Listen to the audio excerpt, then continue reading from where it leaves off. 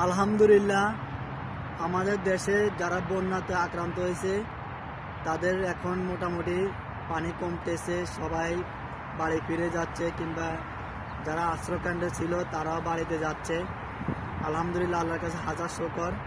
অনেক মানুষের ক্ষতি হয়েছে, যে বন্যাতে আক্রান্ত হয়েছে অনেক মানুষের ক্ষতি হয়েছে, আমাদের সাধারণ জনগণের ক্ষতি হয়েছে, কিংবা আমাদের সাধারণ মানুষের ক্ষতি হয়েছে। আমাদের বাংলাদেশের অনেক মানুষ অনেক ক্ষতিগ্রস্ত হয়েছে।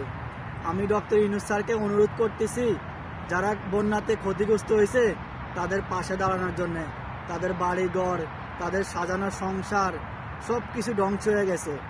তো আমি ডক্টর ইউনূস স্যারকে অনুরোধ করতেছি, ডক্টর ইউনূস স্যার, আমি একজন প্রবাসী, আপনারা সবাই যে সাধারণ জনগণ যে ক্ষতিগ্রস্ত হয়েছে, যাদের বাড়িঘর নিয়ে গেছে, যাদের বাড়িঘরে ক্ষয়ক্ষতি হয়েছে, আপনারা সবাই তার পাশে দাঁড়ান।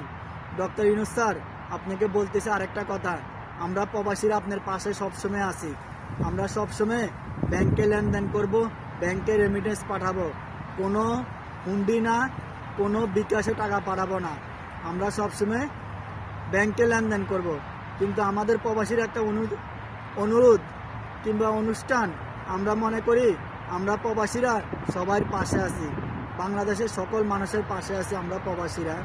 আমরা সবসময় আমাদের কাজ করে যাব।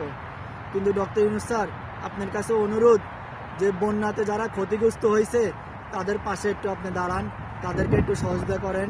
তাদের বাড়িঘর গেছে, সব গেছে, তাদের সাজানো সংসার গেছে, সব গেছে, তাদের কিছু নাই। তারা যে এখন নতুন বাড়িতে উঠবে কিংবা করবে, ঘরদুয়ার ঠিক করবে, মানে এরকম একটা ক্ষতিগ্রস্ত হয়েছে ডক্টর ইউনূস স্যার, এটা মনে হয় তারা 10 বছরে এটা পূরণ করতে পারবো না। তো ডক্টর ইউনূস স্যারকে আমি সালাম জানাচ্ছি, সেলুট জানাচ্ছি আমার তরফ থেকে। উনি আমাদের বাংলাদেশের এয়ারপোর্টে মোটামুটি চেহারা বদলা দিছে। বাংলাদেশের এয়ারপোর্টে এখন ভালো সুযোগ সুবিধা দিছে, প্রবাসীদের সম্মান করে কিংবা প্রবাসীদের রেসপেক্ট করে।